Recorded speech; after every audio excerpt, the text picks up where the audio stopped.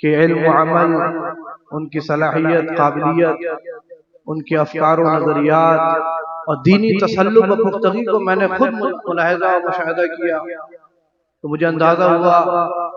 کہ یہ سب حضرت سید شاہد میاں صاحب قبلہ رحمۃ اللہ تعالی علیہ کی ہی تربیت کا نتیجہ ہے۔ حاضرین محترم، جامعہ ازہر مصر میں ہندوستان کے بہت سے مدارس کے فارغین کو ہم نے دیکھا، اللہ ماشاءاللہ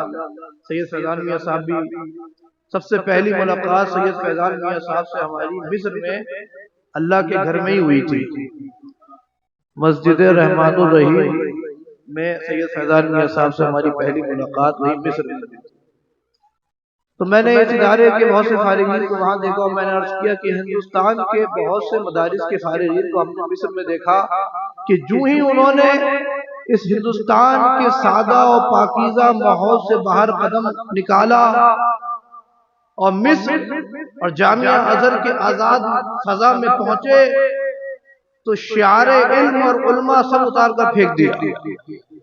وضاقتہ لباس سب بدل گیا، نہ بدن پر علماء کے شان لباس نظر آتا ہے، نہ چہرے پر کامل نصاب سنت مصطفیٰ علیہ تحیت و ثنا نظر آتی ہے، نہ افکار و نظریات میں پختگی اور تسلط نظر آتا ہے، مگر قربان جاؤ مسلمانوں سید شاہد میاں صاحب قبلہ رحمۃ اللہ علیہ کی تربیت پر کہ ان کے ادارے الجامعہ الاسلامیہ کے فارغ کو جہاں کہیں پہ دیکھا سنت مصطفیٰ کا آئینہ دار پایا اور مسلک اعلیٰ حضرت کا کاربن پایا۔ یہ میرا ذاتی مشاہدہ، یہ میرا ذاتی تجربہ ہے، اور یقیناً یہ حضرت سید شاہد میاں صاحب قبلہ رحمۃ اللہ تعالی علیہ خلیفہ مفتی اعظم ہند ہی کی تربیت کا نتیجہ ہے کہ آج ان کے ادارے کے فاضلین اور فارغین میں ان کے اندر دینی تسلط و پختگی نظر آتی ہے اور مسلک اعلیٰ حضرت کے پابند نظر آتے ہیں۔ حاضرین محترم، یقیناً حضرت علیہ رحمہ وہ اپنے بزرگوں کی یادگار تھے، اور میری ان سے کوئی زیادہ ملاقات تو نہیں رہی، کم ملاقاتیں ہوئی ہیں، لیکن جتنی بھی ملاقاتیں ہوئی اور جتنا میں نے ان کے بارے میں پڑھا اور سمجھا تو مجھے یہ اس بات کا اندازہ ہے بلکہ یقین ہے کہ وہ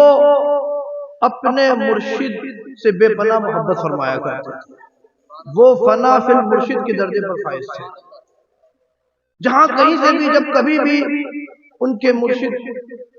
پر کوئی زبان اٹھاتا، کوئی قلم اٹھاتا تو حضرت نے ہر موقع پر اس کا تعاقب فرمایا۔ میں نے حضرت کی کچھ کتابیں رسالے مضامین کا مطالعہ کیا ہے، بارہا مطالعہ کیا ہے، اور اسی نسبت سے یعنی اپنے پیر کی نسبت سے مجھ حقیر فقیر پر بھی بڑی شفقت و محبت فرمایا کرتا ہے۔ میں آپ سے کیا عرض کروں، یہ مولانا شاہد صاحب قبلہ تشریف فرمائے، حضرت کے ہم نام، ان سے پوچھئے کہ مجھے یاد آتا ہے بالکل حضرت کے زمانہ حیات کا بالکل آخری زمانہ رہا ہوگا، یہاں جویا یا امروہہ کے کسی مدرسے میں، امروہہ میں کسی مدرسے میں مجھے مدعو کیا گیا اور میں کسی وجہ سے اس میں شرکت نہیں کرنا چاہتا تھا، تو خود حضرت کا مولانا شاہد صاحب کے پاس فون آتا اور کہتے ہیں کہ میاں سے کہیے کہ اس میں ضرور شرکت کریں۔ میں جی حیرت ہوئی کہ اتنی بڑی علمی عملی شخصیت، اتنے عمر رسیدہ، اور یہ ان کی شفقت اور اساغر نوازی تھی۔ حاضرین محترم، اور مجھے یاد ہے کہ عرس رضوی کے موقع پر جب میری کبھی تقریر ہوتی تھی اور حضرت وہاں منبر رسول پر موجود ہوتے تھے تو مجھے ثقہ لوگوں نے بتایا کہ حضرت میری حقیر فقیر کی تقریر سننے کے بعد آپ دیدہ ہو جایا کرتے۔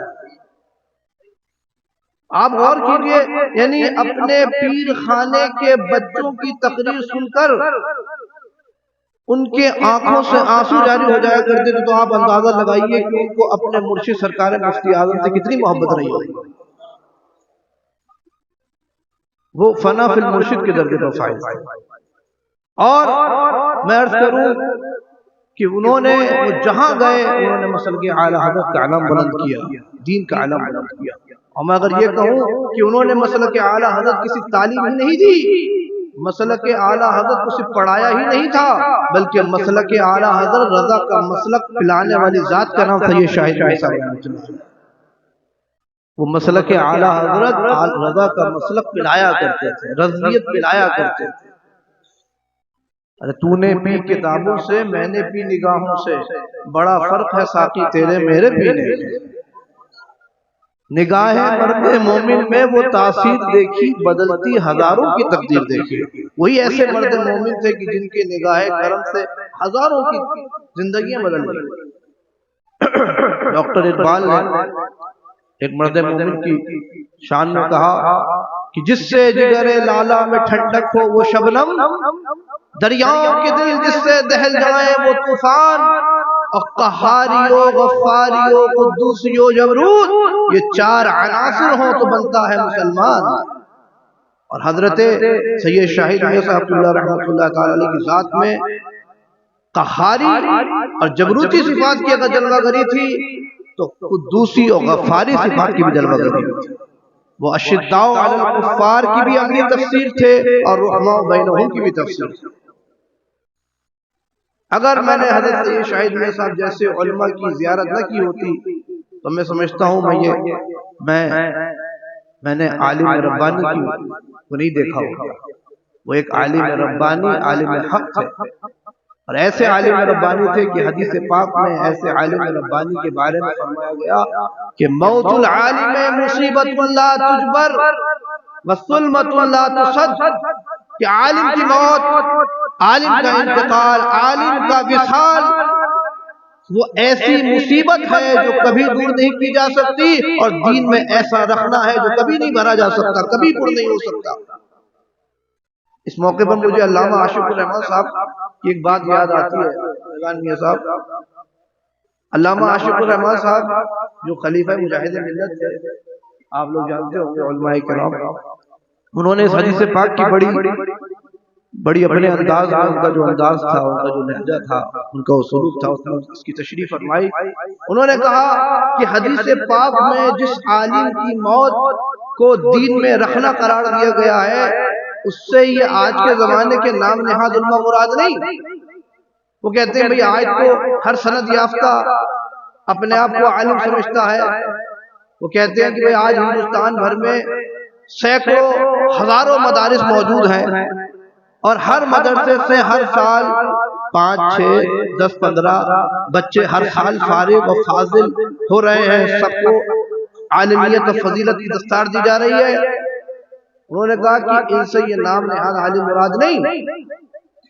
انہوں نے کہا کہ اس سے وہ عالم ربانی مراد ہے کہ جس کے کردار میں، گفتار میں اللہ کی برہان نظر آئے، اور انہوں نے مثال میں جس شخصیت اور جس ذات گرامی کو پیش کیا وہ کوئی اور نہیں، ہم سب کے، ہمارے اور آپ کے شیخ حضرت سرکار تاج الشریعہ کی ذات گرامی۔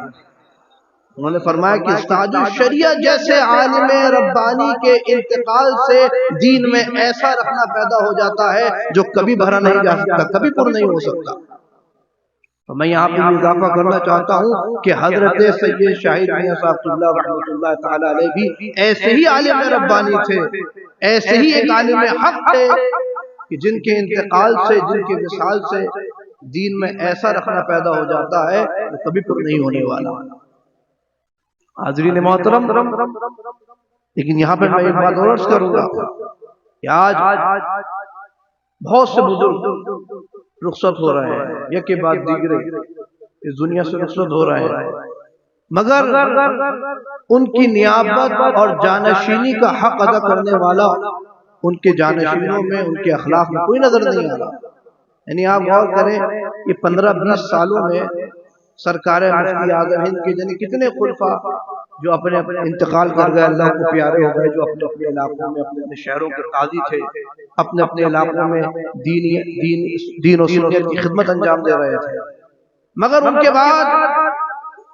میں نے اپنی نظر کوتاہ سے دیکھا الا ماشاءاللہ، ورنہ زیادہ تر یہ حال ہے کہ ان کے بعد ان کے جانشین ان کی جگہ کو پر کرنے کی صلاحیت نہیں رکھتے، مگر الحمدللہ میں یہ بات کہنے میں حق بجانب ہوں، اور مجھے ذرا بھی بات نہیں ہے، اور میں یہ ان کے سامنے سید فیضان میاں کے سامنے مجھے کیا کہنا، میں تو اپنی ذاتی مجلس محفل میں بھی کہتا ہوں کہ حضرت سید شاہد میاں صاحب کے بعد ان کے صاحبزادے سید فیضان میاں صاحب مدد اللہ العالی نے ان کی جگہ کو بہت حسن و خوبی کے ساتھ پورا کیا. یہ بات اس میں کوئی دورائے نہیں. حاضرین محترم، اعلیٰ حضرت کے بعد آج ہم اور گروہ علماء گویا چوتھی جنریشن ہے. یعنی اعلیٰ حضرت کے بعد اعلیٰ حضرت کے خلفاء،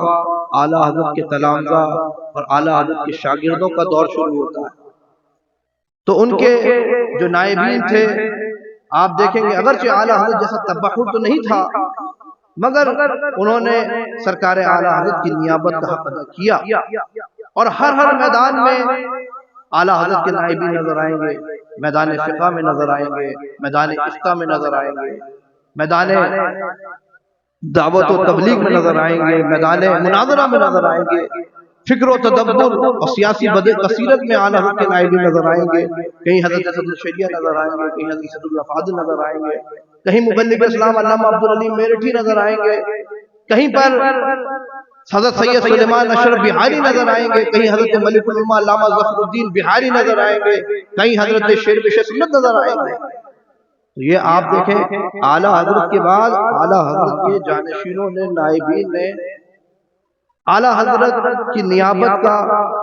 کتنے حسن و خوبی کے ساتھ ان کی نیابت کا اور جانشینی کا حق ادا کیا. لیکن پھر اس کے بعد دیکھیے اعلیٰ حضرت کے خلفاء کے بعد اعلیٰ حضرت کے خلفاء کے اذان کے بعد پھر اعلیٰ حضرت کے خلفاء کا دور شروع ہوتا ہے. اعلیٰ حضرت کے تلامذہ کا دور شروع ہوتا ہے. اعلیٰ حضرت کے شاگردوں کا دور شروع ہوتا ہے. تو یہاں بھی ہم دیکھتے ہیں کہ اعلیٰ حضرت کے تلامذہ ان بزرگوں نے بھی اپنے بزرگوں کی نیابت کا کافی حد تک حق ادا کیا. کہیں پر حضرت حافظ ملت نظر آتے ہیں، کہیں حضرت مجاہد ملت نظر آتے ہیں، کہیں حضرت فقیہ ملت نظر آتے ہیں، کہیں حضرت شارح بخاری حضرت مفتی شریف الحق صاحب رحمۃ اللہ تعالیٰ علیہ نظر آتے ہیں، کہیں حضرت مفتی اعظم خانفارہ مفتی رجب علی صاحب رحمۃ اللہ تعالیٰ علیہ نظر آتے ہیں، حضرت تاج الشریعہ کی تو عظیم شخصیت اور حضرت شاہد بھائی صاحب رحمۃ اللہ تعالیٰ علیہ نظر آتے ہیں. یہ تھا اعلیٰ حضرت کے خلفاء کا دور، اعلیٰ حضرت کے تلامذہ کا دور، اعلیٰ حضرت کے شاگردوں کا دور.